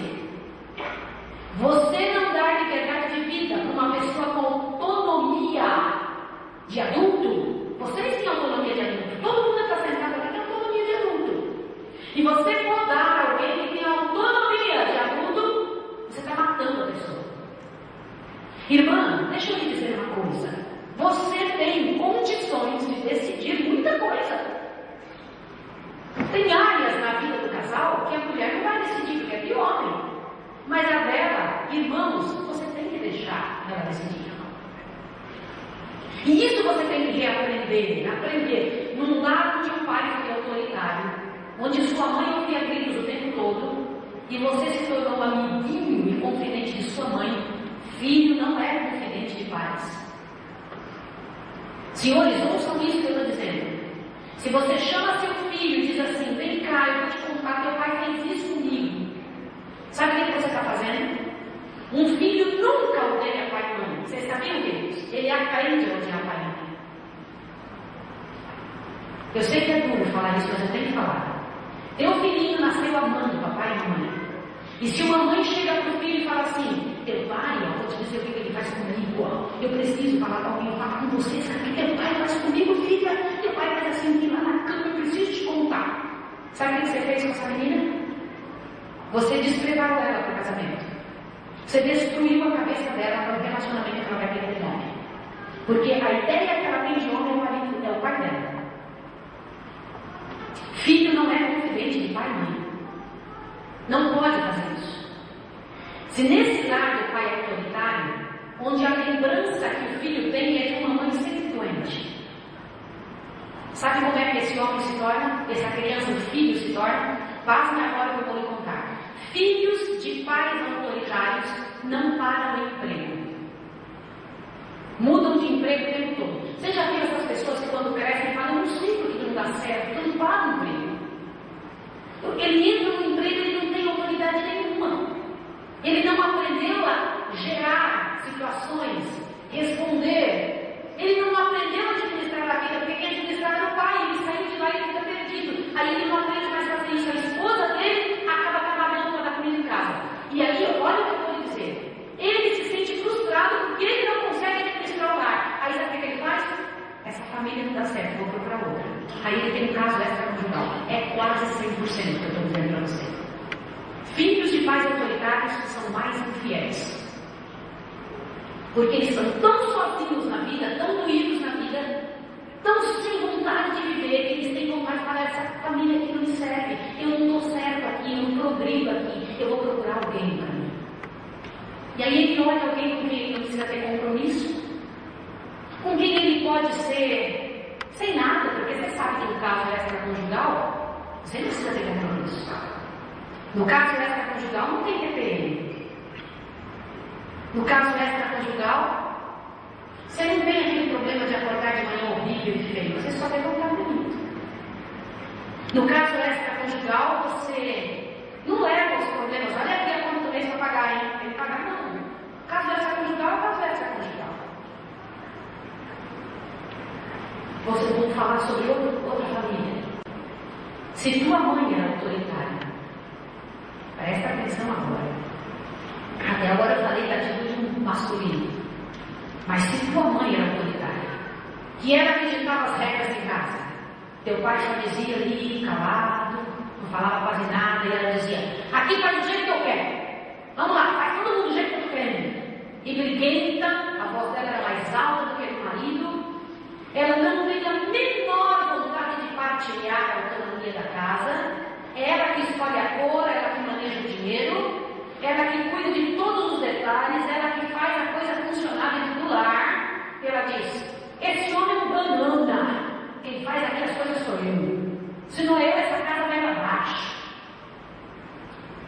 E ela é tão dura em casa. Irmãos, agora que eu tenho para dizer para vocês, é duro demais. Quando a mãe é autoritária e ela tem filhos, os meninos se tornam misóginos. O que são misóginos? Filhos de mãe autoritária odeiam mulher. Eu não estou falando de homossexuais. Eu estou falando de homens que entram num relacionamento entre homem e mulher. E em casa eles detestam aquela mulher. Eles lembram da mãe e começam a ligar com aquela mulher o tempo inteiro. O filho da mulher autoritária não dá chance para a mulher de jeito nenhum. Ele judia ela noite e dia. Ele destrói a cabeça dela. Ele faz com que ela se sinta a menor das criaturas, porque a mãe fez isso com ele. Então ele fala, olha, eu vou fazer isso com você. Só que ele faz isso, filhos, num nível em que ele não consegue dar. Ele foi formado assim. Ele não consegue agir diferente. Então em casa ele trata a mulher que nem sabe de pancadas, ele briga. É aquele homem, o filho de mãe autoritária, não tem medo nenhum de dar um soco na cara de uma mulher. Você sabia disso? E ele diz assim, tem que apanhar mesmo. Mulher me apanha. Por que ele diz isso? Porque ele entendeu que mulher é gente ruim, mulher é chata, mulher é desagradável. Se é menina, filha de uma mulher autoritária, a menina, eu vou te dizer uma coisa, vai ser um problema com o marido dela. Porque a única ideia que ela tem de lar é mandar. Ela entende que lar é um lugar onde se manda, é um lugar onde se controla. E se ela olha bem que eu vou dizer uma coisa para você, se essa menina nasceu com a menina, filha de uma mulher autoritária, nasceu com um temperamento melancólico, e ela aprende a mandar, presta atenção no que eu vou dizer, ela vai ser aquela mulher que controla a casa com a doença. Você entendeu o que eu estou dizendo? Ela é melancólica no temperamento, mas ela é filha de uma autoritária, ela em casa faz bem assim, ó. Eu estou doente, eu não aguento, meu coração está muito mal, me sirvam aqui. E ela passa a semana inteira doente, ela se torna hipocondríaca, ela não quer nem saber, ela faz uma situação, ela sofre, e o pior, queridos, que isso não é só aqui, o corpo acaba tendo as reações de alguém doente, e a família toda vive ao redor dessa pessoa para cuidar dessa pessoa. A vida todinha dessa pessoa se torna em torno dela mesma. Ela controla a família com a atitude que ela pretende. Vocês estão vendo aonde o diabo levou o mundo? Nós somos o produto disso. E aí você, na tua casa, na sua família, lá dentro do seu lar, você entra no lar sem saber que isso tem solução. Você entra dentro de uma casa sem perceber que isso pode mudar. Aí você entra e fere a pessoa. Quando você casa, você dá uma chavezinha para a pessoa. Você chega para a pessoa e diz assim: toma a chave no meu coração. Casar significa isso. Você entregou para a pessoa e a chave é toda florida, é linda, é uma coisa muito bonita que você entrega para a pessoa. Você entrega o melhor que tem. Aí a pessoa vem cheia de defeitos, também iguais aos seus. E aí vocês começam a perceber essa pessoa no nível mal. Olha que horror que ela vai viver. E não é isso, você não sabe viver. Você até ama aquela pessoa, mas você não sabe viver. Queridos, deixa eu dizer uma coisa para vocês. Vamos chegar ao ponto aqui. Eu tenho mais 2 famílias para mostrar para vocês aqui. Se você casou com essa pessoa, em nome do Senhor Jesus, nós vamos dizer. Se você casou com essa pessoa, você amava essa pessoa. Você não casou por interesse. Há alguém aqui bebido? Tem alguém aqui podre de rico? E se você, nessa igreja, casou por dinheiro, você já aprendeu que tem outra maneira de viver. Eu duvido que aqui tem alguém que se case por dinheiro. Você casou porque você amava essa pessoa. E durante o tempo de vida, as coisas que vocês são foram destruindo algumas coisas na vida. Irmãos, presta atenção no que eu vou dizer aqui agora. Em nome de Jesus, presta atenção. Por favor, presta atenção agora. Ninguém tire a atenção de ninguém. Todo mundo ouve. Uma mulher tem naturalmente em si, porque Deus deu para ela, algo que nós chamamos de sexto, não é sexto sentido, queridos. É o poder do Espírito Santo. Pela natureza, ela sente. Os sentidos da mulher são mais aguçados.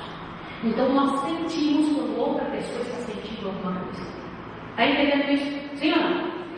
Mas os homens também entendem isso. Só que a sociedade diz para eles não se preocuparem com isso. Então eles não se preocupam. A mulher nasceu de quem, irmãos? De quem que ela veio? Foi de Adão? Foi sim ou não? Era mesmo a carga genética de Adão. Eva era o segundo eu de Adão. Isso foi escrito lá no Patriarcas e Profetas. Tá bom? Eva era o segundo, olha que coisa fantástica. Segundo eu de Adão. Eu sou o segundo eu de Adão, se vocês querem saber. Tá? E é muito bom pensar isso. Por que eu estou dizendo isso? Pasme agora que você vai saber. Presta atenção. Um homem e uma mulher, quando tem sexo, dentro do sangue deles, um do outro, olhe bem, existem fístulas que acontecem na hora que eles estão tendo sexo, fístulas nos órgãos sexuais. E enquanto você está tendo o intercurso sexual, o sangue de um passa por outro. O que é que tem dentro do sangue? Genes. Tem genes ou não? Aonde a personalidade está? Dentro dos? O que você está passando para outra pessoa? O quê?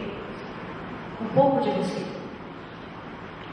Um pouco do que você é, você passa. Um pouco do que a outra pessoa é, você recebe. Está entendido isso? Sim ou não? Todas as vezes que você tem intercurso sexual com alguém, é um pouco de você que você passa e é um pouco de alguém que você recebe. Por isso a Bíblia, na linguagem de Paulo, diz assim: como que você faria um corpo só com uma prostituta? Lá diz que quando você tem um sexo com outra pessoa, você está fazendo um corpo só com aquela pessoa. Agora presta atenção no que eu vou lhe contar. Quando a vida vai passando, no primeiro ano de casados, você recebe o sangue, a personalidade de outra pessoa em você, aquilo causa em você um choque. Porque você não é aquela pessoa, você recebe aquela pessoa com você. Só que você recebe na totalidade. Quando você tem sexo a primeira vez com a tua esposa, com o teu esposo, você recebe dele a cama do que ele é. E você vai tendo sexo, você vai se tornando um pouco mais parecido com a pessoa. E a pessoa um pouco mais parecida com você. No início isso é um choque, depois você vai acostumando, porque você vai aceitando as coisas que você vai recebendo. Entendeu isso? Essa pessoa que está aí do seu lado é um pouco de você. E você é um pouco dela. Por isso ter sexo não é uma brincadeira. Agora, por que eu estou fazendo essa premissa aqui? Abra seu ouvido agora que você vai ouvir. Mulher, ela sente quando alguma coisa está mal. O seu comportamento gera uma atmosfera. Olha o que eu vou explicar agora. Vocês sabem que eu estou aqui em pé, olhando para vocês e lendo o comportamento de vocês? Sabem disso? Na minha profissão eu aprendi a não ouvir tantas palavras. Eu me especializei em ler o comportamento. Por que é que você coloca a mão onde você coloca? Por que você corta o cabelo dessa maneira? Por que você mexe a sua cabeça assim? Por que é que você tem essa atitude corporal? O corpo fala mais do que as palavras. As pessoas poucas vezes precisam dizer tanto com palavras do que elas dizem com o corpo. Então algumas pessoas podem disfarçar, mas eu estou lendo. Eu aprendi a fazer isso. Eu fui treinada para ler o que a pessoa está sentindo. Porque o corpo não mente. As palavras não mentem, o corpo não. Senhores, deixa eu dizer uma coisa para vocês. Por instinto, todos nós temos isso. Por instinto, todo mundo entende alguma coisa, só que a mulher tem mais. E eu estou vendo as mulheres fazerem bem assim para mim. Sabe por que as mulheres estão fazendo assim? Porque elas sabem o que eu estou falando. Então, se o marido está passando por um problema, ao redor dele, na atitude dele, ele demonstra, assim como a mulher. O corpo demonstra o que o outro está sentindo. Então, na hora que você vai viver com alguém, não adianta só falar. Falar é muito importante. Aquilo que você transmite com o seu corpo, com a sua presença, mostra quem é você nesse relacionamento.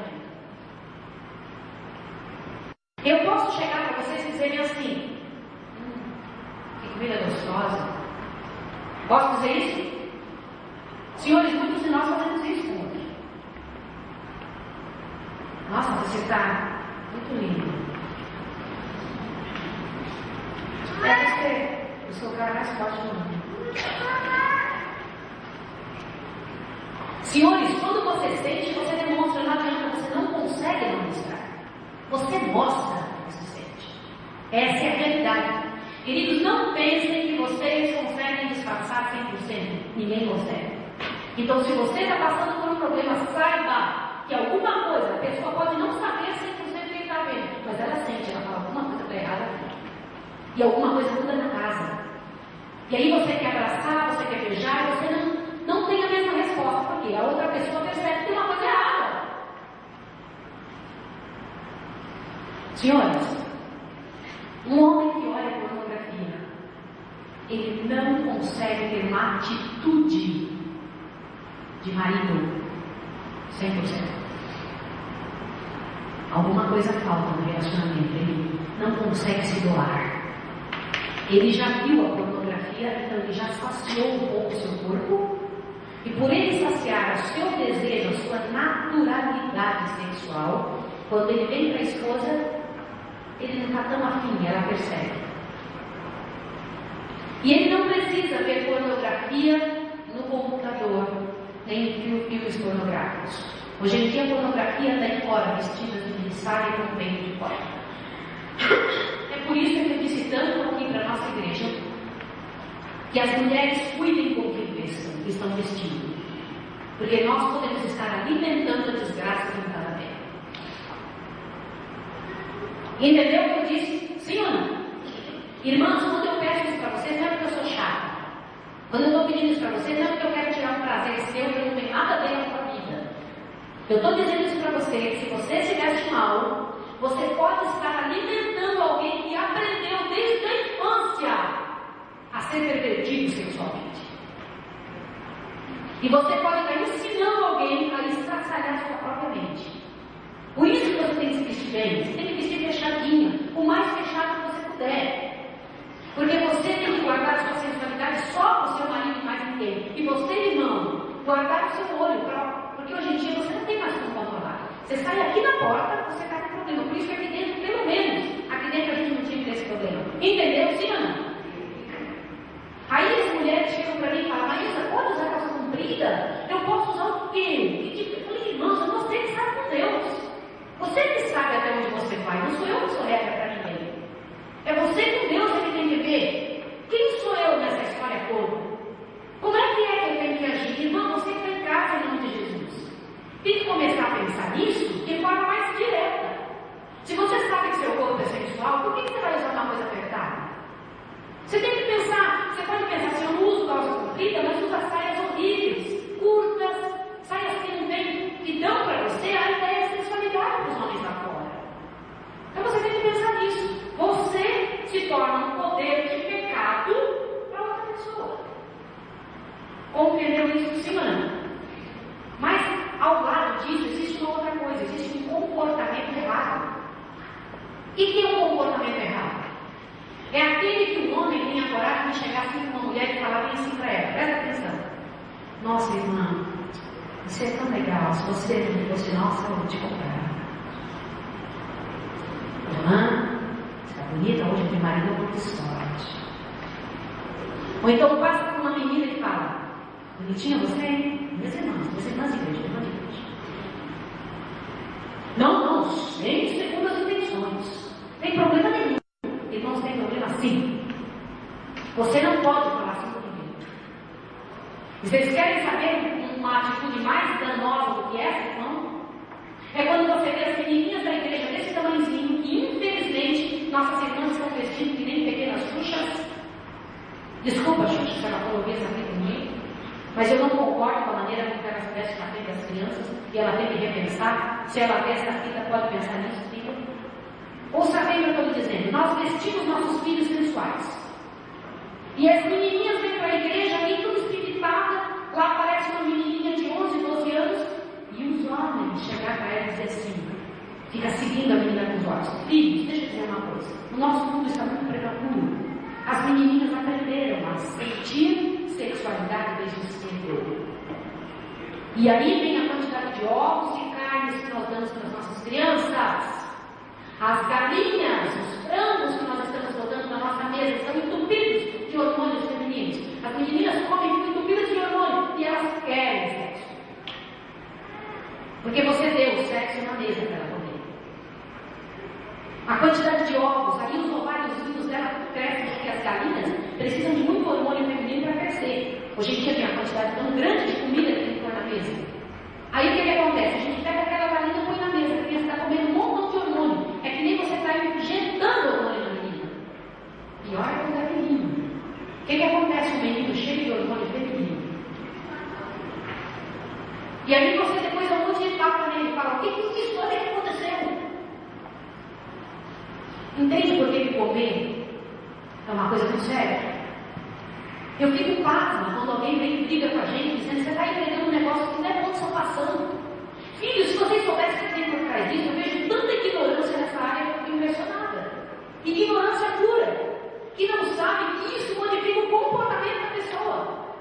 Comida modifica o temperamento, modifica o comportamento, senhores. Vocês entenderam? E aí você come aquelas coisas que não são boas. E que Deus já disse para você: cuidado. Deus falou, não fui eu. Cuidado. Você está percebendo como a Bíblia é mais séria do que se imagina? Está percebendo? Querida esposa, você tem que saber entender que esse homem com quem você casou trouxe de casa tantas dores, tantos problemas. Ou ele pode estar lutando com coisas, características herdadas dos pais e características adquiridas durante a vida. Sabia? E você, esposo, ter do teu lado uma mulher que foi massacrada, judiada, ou que teve um lar permissivo, que é o próximo lar que eu vou falar. Queridos, o que é um lar permissivo? É aquele que a mãe trabalha fora, pai trabalha fora, e os filhos chegam, pegam um prato de comida lá, cada um chega e faz o miojo que quer, ou come a comida que o outro já fez. Quem chegar primeiro faz a comida. Aí chega lá, faz a comida, todo mundo pega um prato, senta em cima da televisão, atende a televisão, come, e cada um vai pro quarto a hora que quer. Olha, no seu quarto eu só entro se você deixar. Tá bom? Eu te respeito no seu quarto, tá bom? Mas você vem aí se você quiser, tá bom? E no meu também, você entra lá no meu quarto, bate, mas no meu quarto você pode entrar do jeito que você quiser. O pai e a mãe diz assim, a mãe anda sem roupa dentro de casa. O pai não se importa, vai com a mãe com o filho. Você sabia que no livro de Levítico tem 2 capítulos inteiros dizendo que pai e mãe não pode ficar pelado na frente do filho? Eu vou falar de novo essa frase para não ficar tão feia na fita. Você sabia que pai e mãe não podem ficar sem roupa na frente dos filhos? Tem 2 capítulos na Bíblia que diz isso. Nós não podemos ver a nudez dos nossos pais.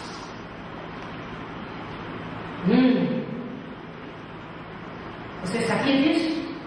Você sabia que filho não pode dormir com mamãe ou com papai?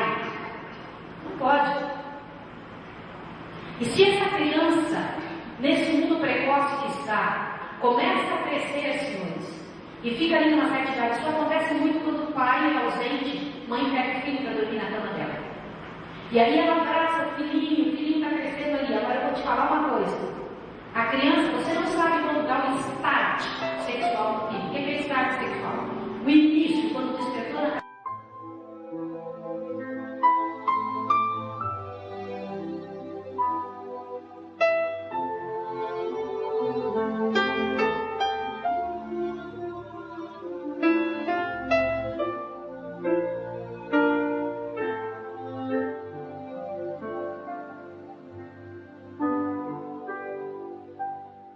O perdão não pode nunca acontecer,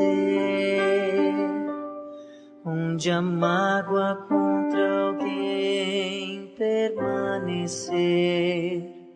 O perdão não pode nunca existir, onde orgulho que nos cega persistir. Tantas vezes fui ferido sem querer, ou com intenções de me fazer sofrer. Como foi difícil eu ter que aceitar que era o meu dever o outro perdoar.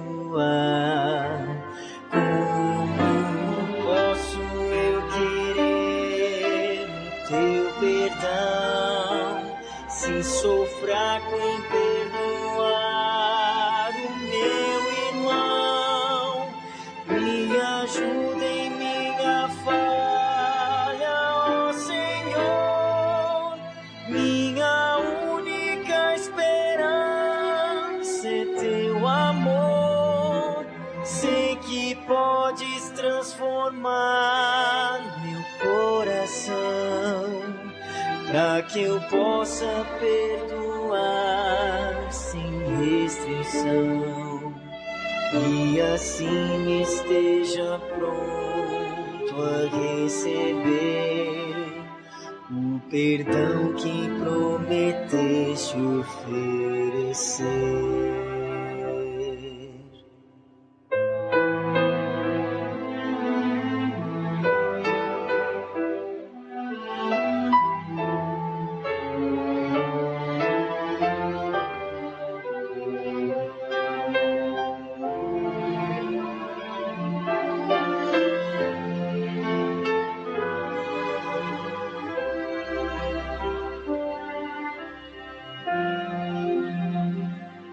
Nosso Pai desceu do céu para demonstrar o perdão que não podemos explicar. que lançou um terno olhar de compaixão ao soldado que pregou as suas mãos. Esse mesmo sentimento eu posso ter se meu coração a Ele pertencer, e aprendendo a perdoar o meu irmão, estou pronto a receber o seu perdão. Como posso eu querer o teu perdão, se sou fraco em perdoar o meu irmão? Me ajuda em minha falha, ó Senhor. Minha única esperança é teu amor.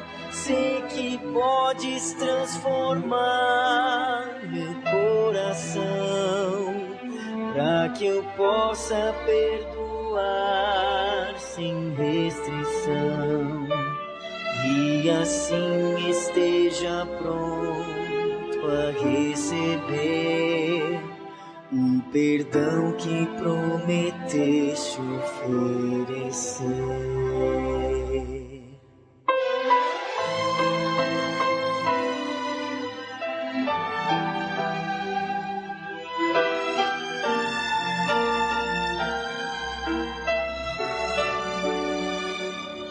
E assim esteja pronto a receber o perdão que prometeste oferecer.